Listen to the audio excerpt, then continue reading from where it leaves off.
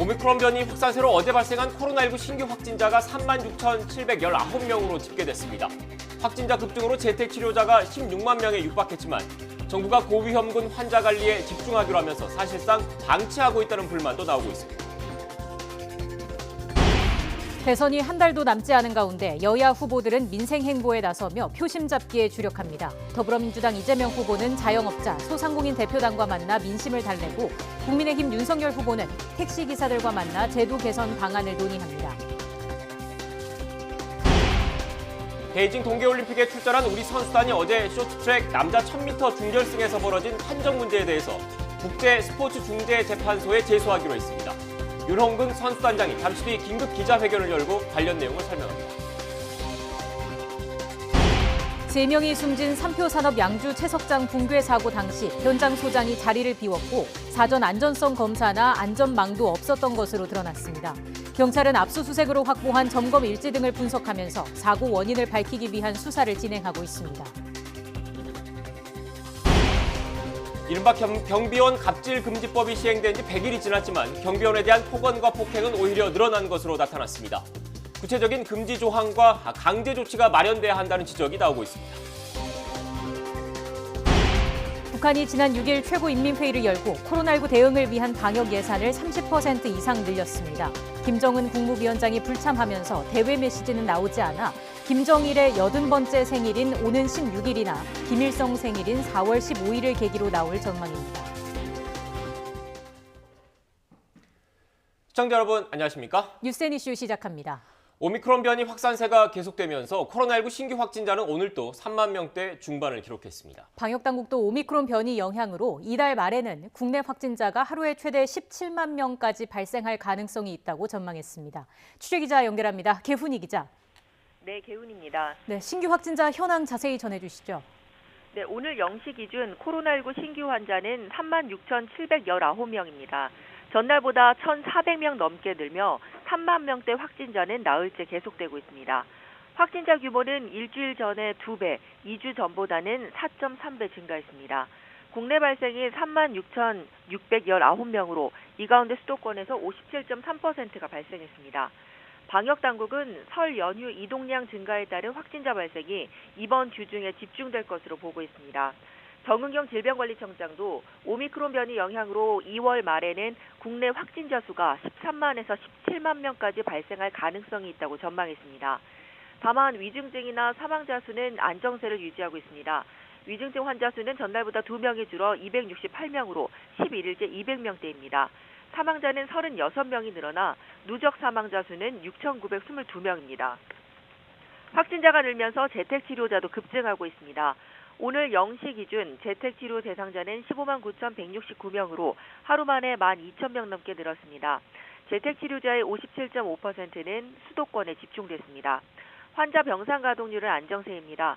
어제 오후 5시 기준 수도권 중환자 전담 병상 가동률은 19.1%, 전국은 18.4%로 집계됐습니다. 지금까지 사회 2부에서 YTN 개훈입니다. 비수도권에서도 15,000명이 넘는 코로나19 신규 확진자가 추가로 발생했습니다. 모든 비수도권 지역에서 세 자릿수 이상 추가 확진자를 기록해 코로나19 감염세가 좀처럼 줄지 않고 있습니다. 취재기자 연결해서 지역별 상황 알아보겠습니다. 이성우 기자. 네, 충북 청주시 서원보건소 앞에 나와 있습니다. 네, 비수도권 신규 확진자 상황 어떻습니까? 네, 비수도권 곳곳에서 확진자 급증세가 계속되고 있습니다. 제가 나와 있는 이곳도 검사를 받기 위해 시민들이 길게 줄지어 서 있는데요. 청주에서 하루에 수백 명씩 확진자가 발생하면서 검사 행렬도 연일 이어지고 있습니다.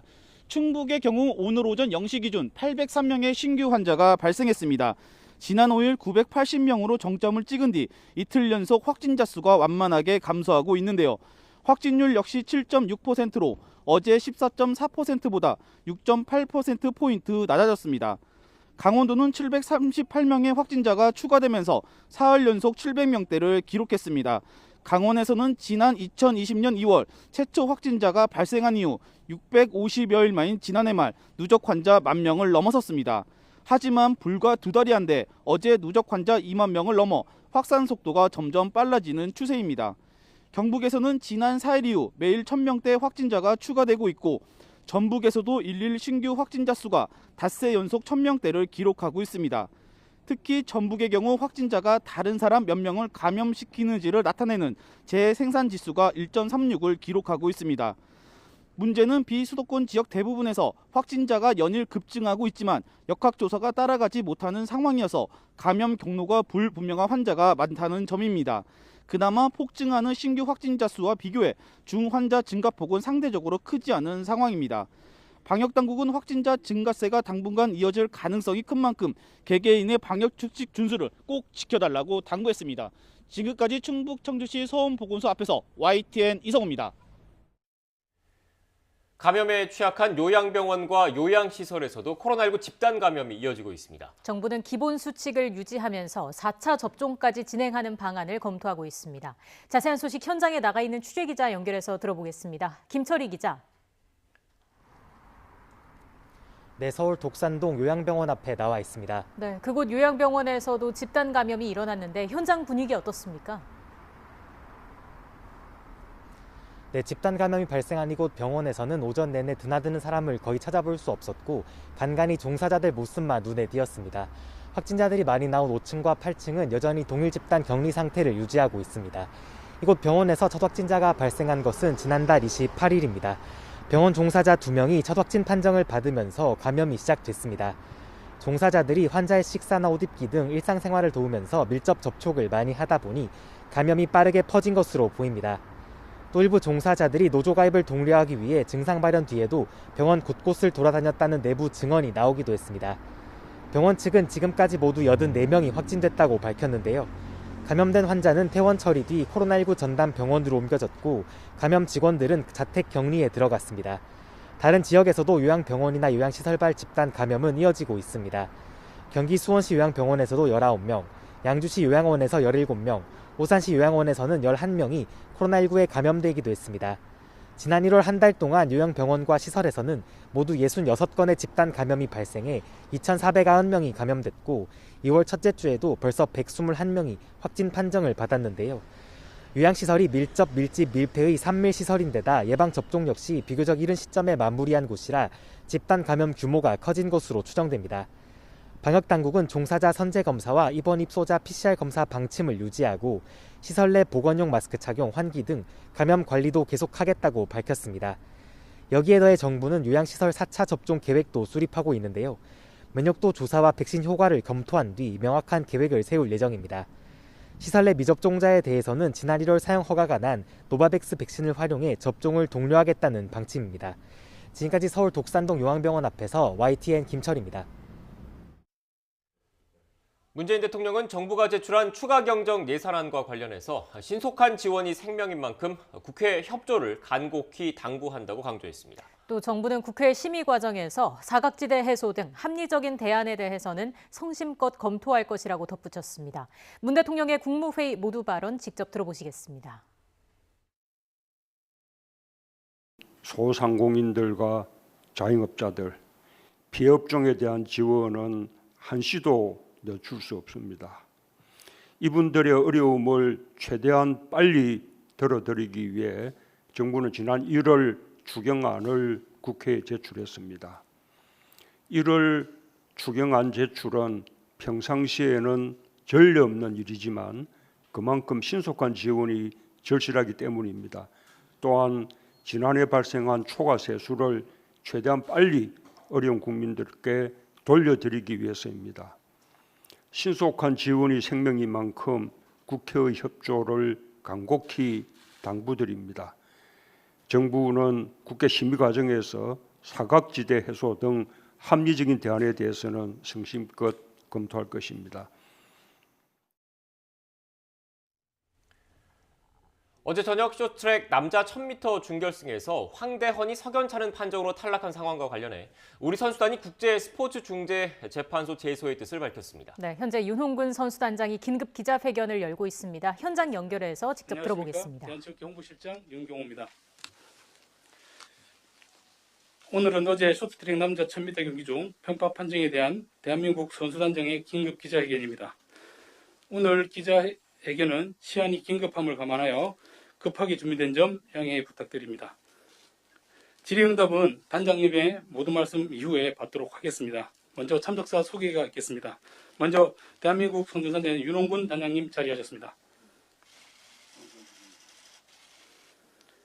유인탁 부단장님 자리하셨습니다. 최용구 ISU 국제심판이자 쇼트트랙 지원단장 자리하셨습니다. 이소희 코치님 자리하셨습니다. 네, 그럼 윤홍근 선수단장님의 모두 발언이 있겠습니다.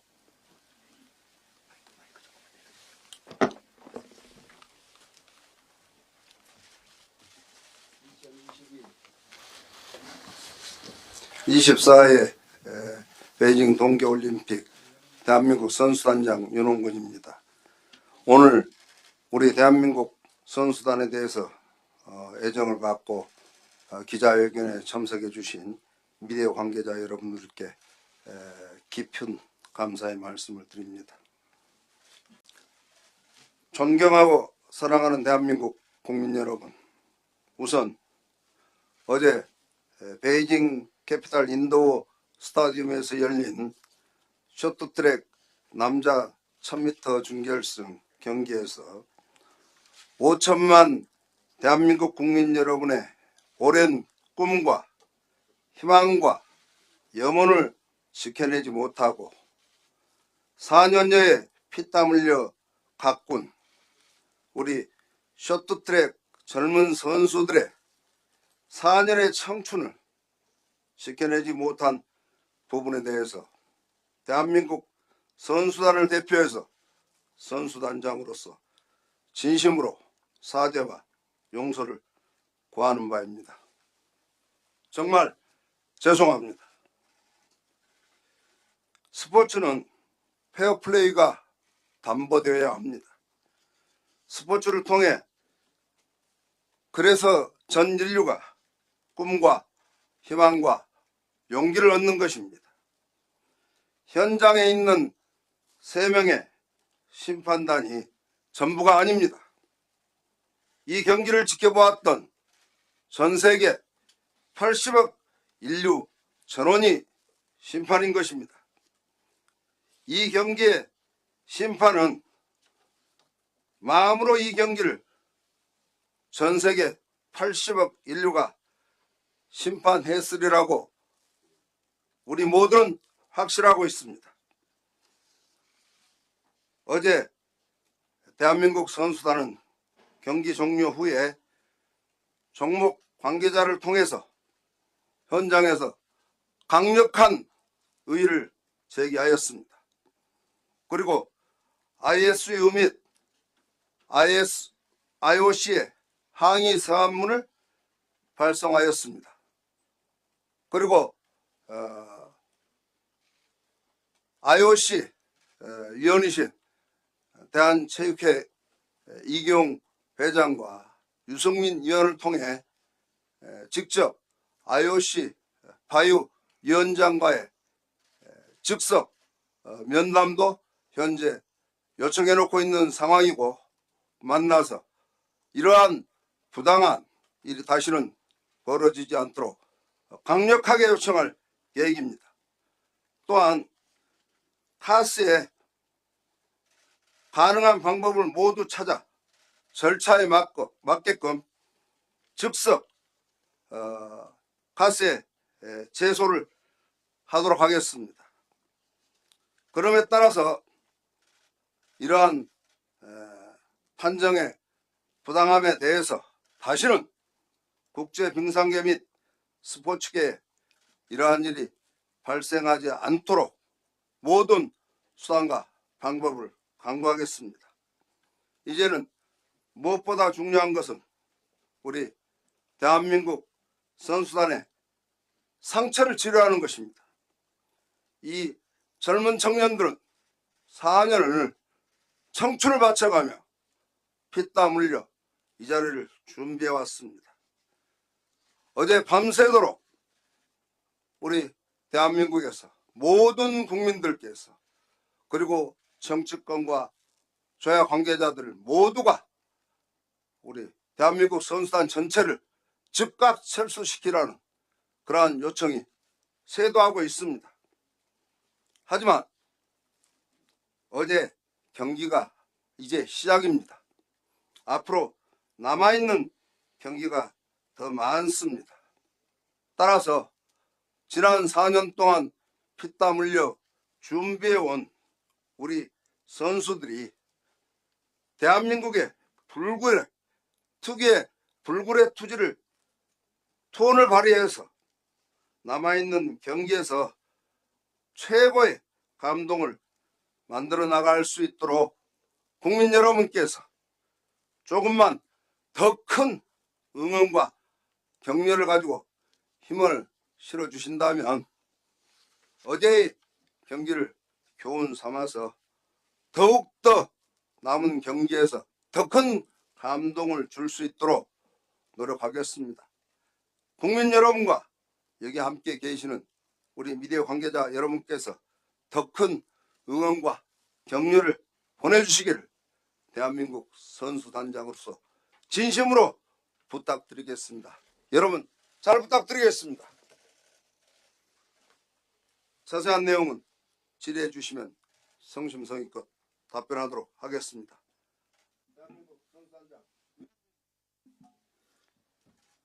네, 단장님의 모두 발언이 있었습니다. 그럼 질의응답을 받겠습니다. 질문하실 때는 손을 들어주시고 소속 매체명과 성함을 말씀해 주시기 바랍니다. 질문해 주시기 바랍니다. 네. 네. 구체적으로 황정 선수가 이동선수랑 둘다 한정이 이의제기 황정 선수와 한정을 구체적으로 기술적인 내용들에 대해서는 우리 심판 대신 우리 ISU 국제심판 겸 쇼트트랙 지원단장 최용구 단장입니다. 최용구 단장께서 답변 드리도록 하겠습니다. 네, 제가 말씀드리겠습니다. 준결승 경기가 끝난 직후 결승 경기가 들어가기 직전에 우리 남자 코치진이 프로테스트를 제출했습니다. 프로테스트 내용에는 우리 황대원 선수가 왜 실격을 받았는지 또 이준서 선수는 왜 실격을 받았는지 도저히 납득을 할 수가 없다. 이거에 대해서 설명을 해달라. 그래서 프로테스트와 함께 예치금이 있습니다. 예치금을 제출했고요. 심판장은 이걸 받아들였습니다. 받아들이고 ICU 코디네이터한테 제출을 했습니다. 네. TV조선 장동욱 기자입니다. 일단 제일 걱정되는 게 지금 선수들 멘탈일 것 같은데 선수들 어제 경기 끝나고 뭐 믹스존에서도 아무 별말 없이 그냥 빠져나간 걸로 알거든요. 지금 좀 선수들하고 얘기를 면담을 좀 어느 정도 해보셨는지 궁금합니다. 어제 경기 후에 저희들 선수단에 파견된 심리 상담사가 있습니다. 우리 이영석 수석 코치를 통해서 우리 황대원 선수, 이준서 선수, 그리고 박장혁 선수가 심리 상담을 받을 수 있도록 조치를 했고 오늘 필요하다면 받도록 할 것이며 이 기자회견이 끝난 후에 직접 선수단장을 포함한 대표들이 황대원 선수와 이준서 선수 그리고 박장혁 선수를 직접 찾아가서 개별적으로 더 큰 힘을 낼 수 있도록 또 흔들리지 않고 대한민국의 투혼을 발휘해서 내일의 경기에 임할 수 있도록 그렇게 조치하겠습니다. 네. CBS 박기묵 기자입니다. 국내에서 철수 관련해가지고 이렇게 요청이 왔었다고 하는데 구체적으로 어떻게 연락이 왔었고 어떤 과정을 통해서 계속 남기로 했는지 좀 설명 좀 부탁드릴게요. 네, 어제 대한체육회를 통해서 지속적으로 관계자들과 또 SNS를 통해서 국민들이 전부 철수를 하라 하는 요구가 이제 밤새도록 쇄도해서 뭐 잠을 자지 못할 정도로 그렇게 많은 전화가 있었습니다. 하지만 지금 현재 단계로서는 그 부분을 논할 단계는 아니고 남아있는 경기가 더 많기 때문에 준비를 해온 선수들을 위해서 지금 할 수 있는 모든 조치를 다 취한 다음에 그리고 남아있는 선수들이 더 열심히 뛸 수 있도록 하는 것이 현재로서는 최고의 방법이 아닌가 그렇게 판단을 하고 있습니다. MBC 김태훈입니다. 어제 중계 상황을 보면 억울한 상황을 겪은 나라가 우리나라만 있는 건 아닌 것 같은데 뭐 다른 나라와 이렇게 공조할 이런 준비가 되어 있는지 혹은 그런 시도가 있는지 궁금합니다. 이건 국가적인 문제이기 때문에 각 국가의 상황 선수단 대표의 판단에 따라야 할 것으로 현재 판단하고 있습니다.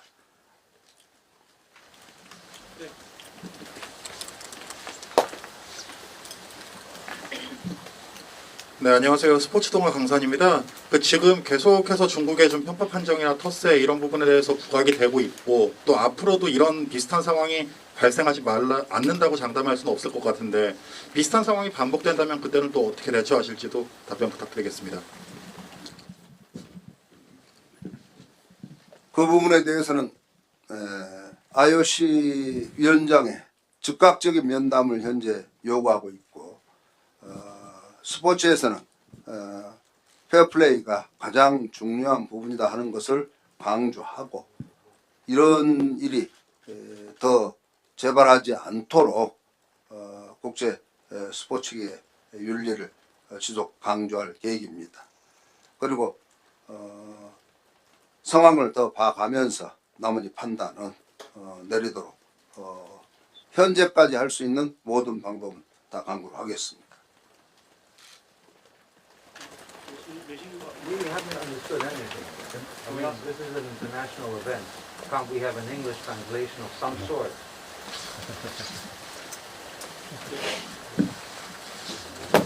예, 저 중앙일보 김효경 기자입니다. 이소희 코치님께 여쭤보고 싶은데요. 박장혁 선수가 좀 출전을 계속 강행하고 싶다는 좀 의지를 드러낸 걸로 알고 있는데 부상 상태랑 좀 앞으로 좀 출전 좀 준비나 이런 것들이 어떻게 되는지 또 혹시 뭐 멤버 교체는 전혀 고려하지 않는지 궁금합니다. 지금 부상은 생각보다 막 이렇게 심각한 상태는 아니고요. 약간 피부가 살짝 이렇게 좀 질러진 그런 느낌이어서 지금 꼬매고 어제 오후에 늦게 선수 빌리지로 들어왔고 지금 상태를 계속 지금 체크하고 있고요. 워낙에 일단 선수가 의지가 강하긴 한데 아직 내일까지 엔트리 교체가 가능한 시간이 남아 있어서 충분히 선수들과 의견 공유한 다음에 최종적으로 결정할 예정입니다.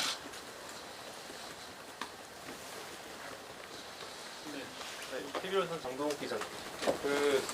일단은 최영구 심판사님이랑 이슬 코치님한테 뭐 두 분 좀 답변 가능하신 분한테 여쭤봤는데 어제 경기 장면에서 황대현 선수는 지금 둘 다 실격이 된 거잖아요. 근데 저희 제소는 일단 황대현 선수 쪽으로 집중적으로 간 걸로 아는데 어떤 기술적인 부분에서 이게 실격이 아니라 정상적인 플레이였다고 판단하시는 건지 좀 설명해 주시는 건가요? 혹시 영상을 보시기를 원하십니까? 아니면 다 갖고 계신 걸로 많이 보셔서 이해는 다 되시죠? 그냥 구두로 설명드려도 될까요? 여기 보여주실 수 있어요. 연결이 안 돼. 황대현 선수 실격사항부터 먼저 말씀드리겠습니다. 직선에서 계속 지속적으로 몇 번에 걸쳐서 중국 선수가 추월을 방해를 했었고요. 그래서 황대현 선수가 마지막 히든 카드를 한 번 쓴 것 같습니다. 그래서 아웃을 흔들어 놓고 인으로 파고 들어가는 작전을 썼는데 황대현 선수는 코너 입구에서부터 충분히 공간이 있었기 때문에 무리 없이 들어갔습니다. 그리고 어떠한 충돌도 없었었고 그리고 황대현 선수는 맨 앞으로 빠졌습니다. 빠진 상태에서 맨 앞에 선두에 있던 중국 선수가 코너를 넓게 들어가니까 다시 코너를 붙어 타야 되니까 그 뒤에 따라오던 중국 선수하고 충돌이 일어났습니다. 그래서 그 뒤에 있던 중국 선수가 제스처를 취하는 거를 심판들이 잘못 보고 그거를 황대현 선수와 충돌이 있었다는 걸 판단하고 실격을 준 것 같습니다. 심판들이 비디오를 판독을 했지 않습니까? 네. 그 심판들도 영상을 봤을 텐데 어떤 부분에서 뭐 이렇게 분명히 접촉 여부는 보일 텐데요.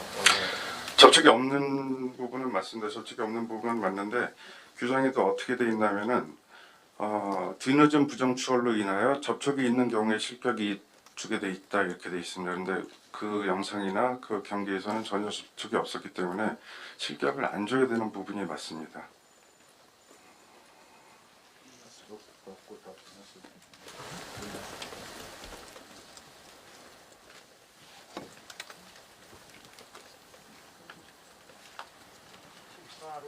항의하고 나간 것처럼 이건 국제적인 행사고. 저 국민일보 조혜석 기자입니다. 저 아까 로이터 통신 기자가 항의하고 나간 것처럼 이건 국제적인 행사고 국제적인 여론을 어떻게 좀 알리기 위해서라도 통역 같은 거 당연히 준비가 돼 있어야 맞는 것 같은데 지금 AP통신 기자들도 와 있고요. 왜 준비가 제대로 안 된 건지 좀 궁금합니다.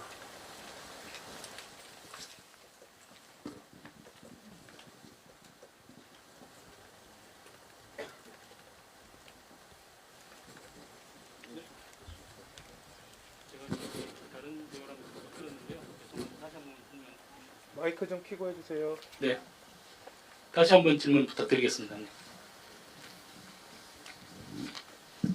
아까 그 로이터 통신 기자가 항의하고 나간 것처럼 이게 국제적인 행사고 이게 뭐 우리나라만의 문제가 아니기 때문에 당연히 다른 나라에도 알려져야 되는 회견이라고 생각을 하거든요. 근데 통역 같은 것도 준비가 안 돼 있어 갖고 기자가 항의하고 나갔잖아요. 근데 지금 방송 촬영도 하고 있고 근데 왜 준비가 안 됐는지 좀 궁금합니다. 네, 어저께 말씀드린 새벽에 갑작스럽게 이름을 빌리면서 그 관련된 여러 가지 사안들을 미리 협조를 요청드렸었는데 여기 베니셔츠에서 조금 지원이 어려운 걸로 지금 아침에 통보를 받았어요. 그리고 부득이하게 저희 자체적으로도 했는데 내부적인 어떤 일들이 있어서 준비를 못한 상황이 있습니다. 그래서 좀 어렵게 이 자리가 만들어졌다는 게 좀 그렇습니다. 네. 연합뉴스 안홍석인데요. 체육회 영어를 못하는 할 수 있는 사람이 없는 것도 아니고 저기 앉혀놓고 하면 되는 거 아닌가요? 네, 그 부분까지 아침에 생각했었는데요. 준비하다가 오늘 갑자기 상황이 조금 바뀐 상황이 있어가지고 그랬었습니다. 양해 부탁드리겠습니다.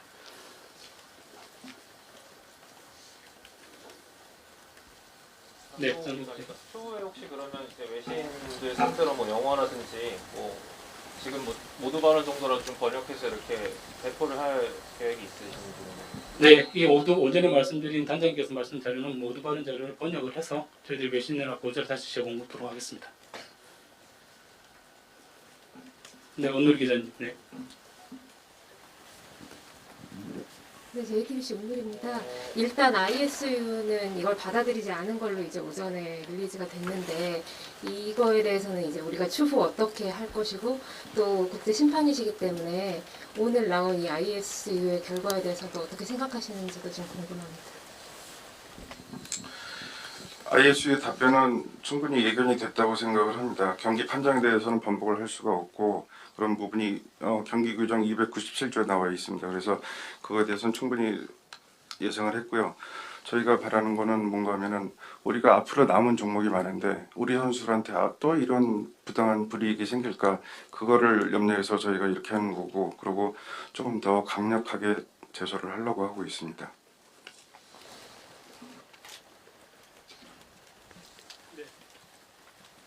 만약에 스포티비 뉴스 이경필 기자님 아까 CAS 제소까지 얘기하셨는데 만약에 거기까지 간다면 어느 정도 승부나 뭐 이런 거 어떻게 판단하고 계시는지 뭔 얘기긴 하죠. 카스에 제소했을 때의 결과에 대한 말씀이십니까? 카스의 제소는 지금 그 절차와 규정을 찾아서 과거에 우리가 2012년에도 런던 올림픽에서 제소한 바가 있기 때문에 거기에 관련된 이 변호사단을 즉시 선정을 했고 현재 제소 절차를 확인하고 있고 이 결과가 나오는 대로 카스에 즉시 제소를 시행하겠습니다. 제소하게 된다면 그 결과가 저희들에게 좀 더 판정 자체가 완전히 바뀌지는 않을런지는 몰라도 그러나 앞으로의 이러한 국제 경기에서의 부당한 이러한 심판 결과는 많이 수정이 될 거다, 고쳐질 것이라고 판단하고 있습니다.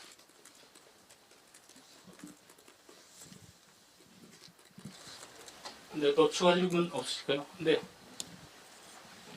네, 아까 황대현 선수 실격에 대해서는 설명이 있었는데 좀 이준서 선수도 좀 설명을 부탁드리겠습니다. 네, 이준서 선수 말씀드리겠습니다. 똑같은 말씀이지만 영상을 많이 보셨을 거라고 생각하고요.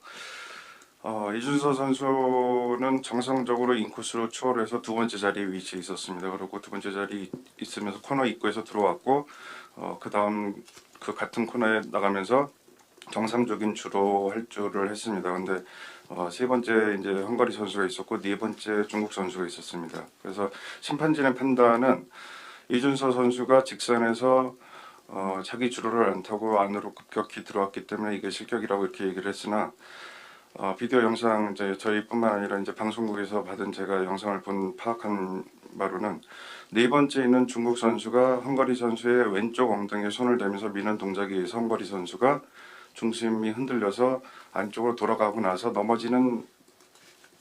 넘어지려고 전도되는 상황에 이준서 선수와 충돌이 있었습니다. 그래서 저 개인적인 생각이나 제가 영상 분석을 한 걸로는 헝가리 선수와 중국 선수가 문제가 있지 않았나 이렇게 생각을 합니다.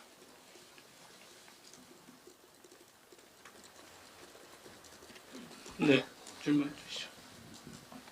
네, CBS 박기묵입니다. 지금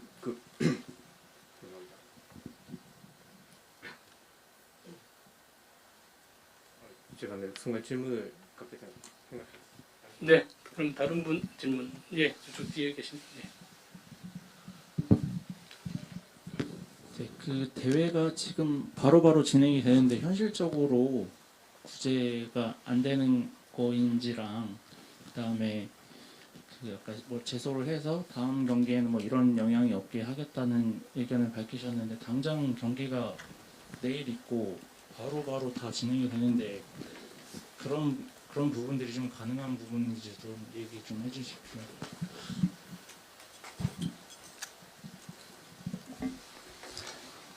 ISU와 IOC에 어제 강력한 항의 사안을 발송을 했습니다. 그리고 또 금일 ISU 회장단을 선수단장이 면담을 할 계획이고 그리고 항의와 강력한 항의와 재심 요청 및 개발 방지책 마련 등을 요구할 계획입니다.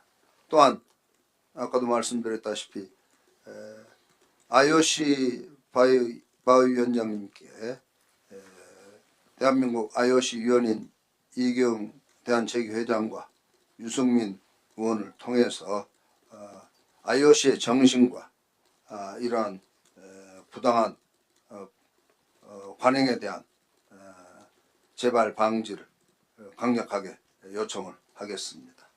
이 부분이 아마 차후 경기에는 충분히 반영이 될 것이고 또 경각심을 불러일으키라고 보고 있고 또 우리 젊은 선수들에게는 저희들이 할 수 있는 모든 것을 다해서 우리 선수들의 4년의 피와 땀을 보호하려고 하는 노력이 충분한 힘이 될 것이라고 판단합니다.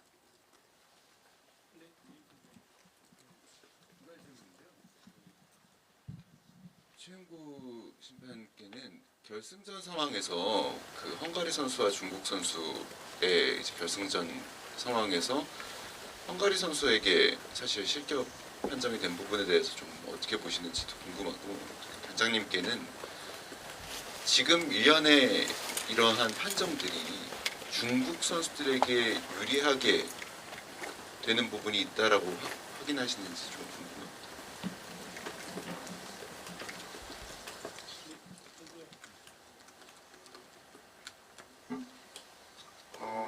심판 판정이 경기를 지배해서는 안 된다고 생각을 합니다. 심판은 경기의 조력자로서 잘못된 부분을 정확한 판단을 내려주는 의무를 갖고 있고 심판이 절대 경기를 지배하면 안 된다고 생각하는 저 또한 그 심판 중에 하나입니다. 그래서 저는 결승 경기에서 질문하신 내용은 5명의 모든 선수가 실격 사항이 있었다고 생각을 합니다. 자, 마지막 피니시 라인에서는 동영상을 보면은 헝가리 선수는 팔을 벌린 상태고 중국 선수는 양손을 이용해서 헝가리 선수를 잡아당깁니다. 근데 그 마지막 피니시 라인에서 헝가리 선수가 실격을 받은 부분은 심판으로서는 전혀 이해할 수가 없는 부분입니다.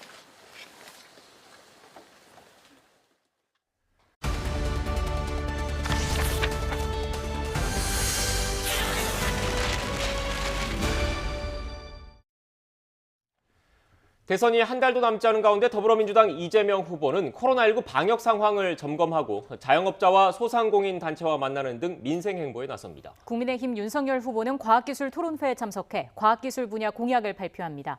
국회에서는 이틀째 추경안 심사와 관련해서 종합 정책 질의를 이어나갑니다. 국회 취재기자 연결합니다. 엄윤주 기자. 네, 국회입니다. 네, 오늘 이재명 후보는 방역 민생 행보에 주력하고 있다고요. 네, 이재명 후보는 오전 10시 국회에서 코로나19 위기 대응 특위회의를 주재했습니다. 오미크론 변이 바이러스 확산에 따른 방역 대응 상황을 점검했는데요. 이 후보는 모두 발언에서 오미크론이 이전 바이러스와 다른 양상을 보이는 만큼 대책을 달리해야 한다고 말했습니다. 그러면서 3차 접종자에 대한 영업시간 제한을 완화해야 한다고 강조했습니다. 오후에는 전국 자영업자 소상공인단체 대표단과 긴급 간담회를 진행합니다. 코로나19 회복 플랜을 제시하고 정부의 방역 조치에 따른 피해 보상을 위해 추경 35조를 확보하겠다는 의지도 거듭 피력할 계획입니다. 현 정부의 방역 조치에 분노한 민심을 달래면서 외연 확장 행보를 이어가는 것으로 풀이됩니다. 이재명 후보는 오늘 윤여준 전 환경부 장관도 만납니다. 김종인 전 국민의힘 총괄선대위원장과 이상돈 전 의원을 만난 데 이어 중도 보수 성향 인사들과의 접점을 넓히는 모양새입니다. 우상호 총괄선대본부장도 이번 주를 부동층 공략 주간으로 보고 있다고 강조했습니다. 민주당은 동시에 부인 김혜경 씨의 과잉 의전 의혹을 어떻게 타개해야 할지도 고심하고 있습니다. 후보 부부가 직접 개입하지 않았다고 선을 그으면서도 여론 악화를 우려하는 분위기입니다. 네, 윤석열 후보는 정책 발표에 주력하고 있죠. 네, 윤석열 후보는 오늘 과학기술 토론회에 참석했습니다.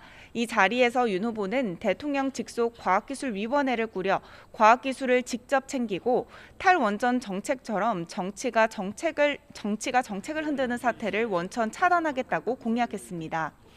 또 연구비 집행을 유연화해 지원하되 간섭하지 않는 연구 환경을 조성하고 미래를 선도할 연구에는 10년 이상 장기 지원이 이뤄질 수 있도록 뒷받침하겠다고 약속했습니다.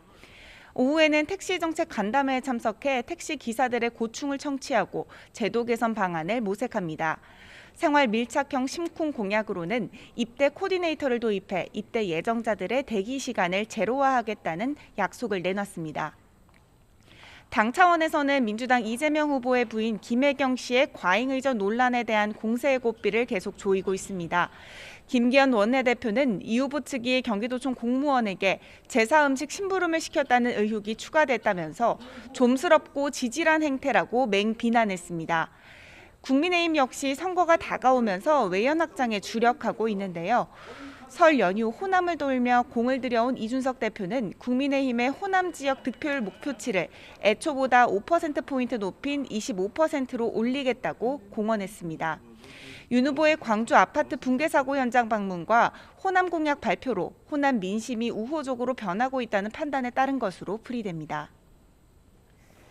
네, 어제는 대선 대리전이라는 평가도 나왔는데 국회에서는 오늘도 예산결산 특별위원회 회의가 열리죠.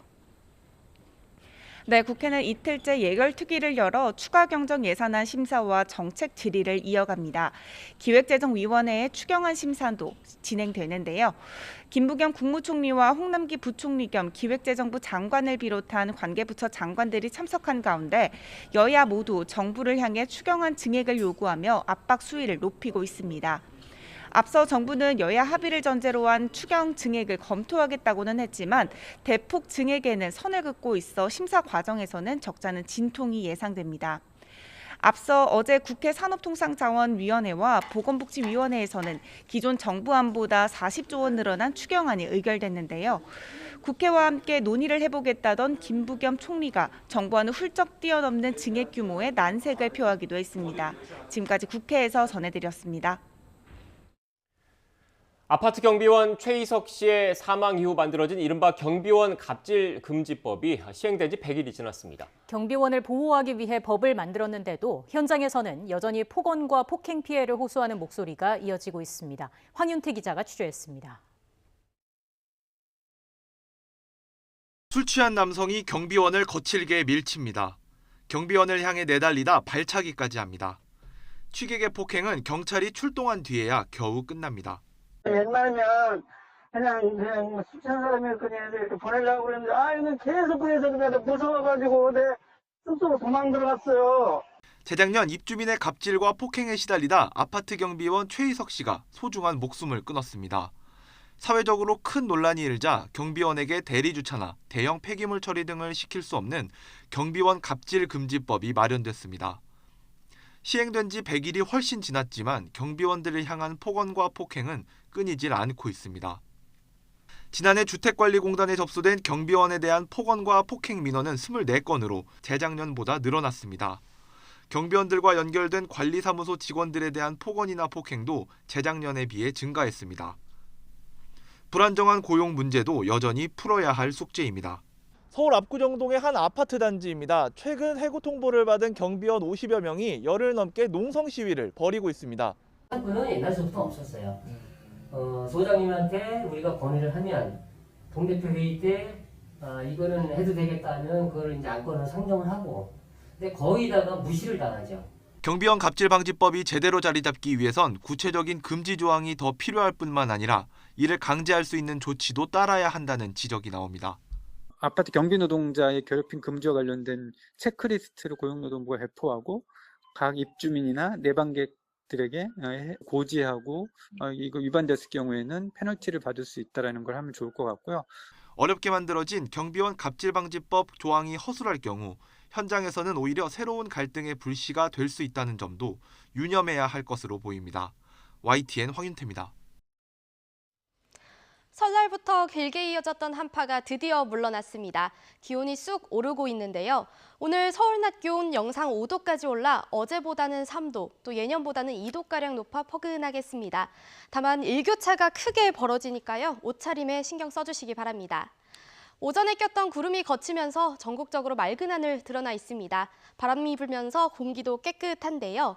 다만 대기는 무척 건조합니다. 서울 등 수도권과 동쪽 지역에는 건조특보가 계속 발효 중인데 특보가 확대 강화하고 있습니다. 바람도 강하게 불면서 산불 등 화재가 나기 쉬우니까요. 불씨 관리 철저히 해주시기 바랍니다. 오늘 낮 기온은 어제보다 3도에서 6도가량 높겠습니다. 서울 5도, 전주 6도, 광주와 대구 8도가 예상됩니다. 당분간 별다른 추위는 없겠고요. 날씨도 대체로 맑겠습니다. 다만 휴일에는 제주와 남부지방에 비가 내리겠고 영동지방에도 비나 눈이 내릴 전망입니다. 날씨였습니다. 뉴스앤이슈 2부는 정치권 소식으로 문을 열겠습니다. 저희는 잠시 뒤에 뵙겠습니다.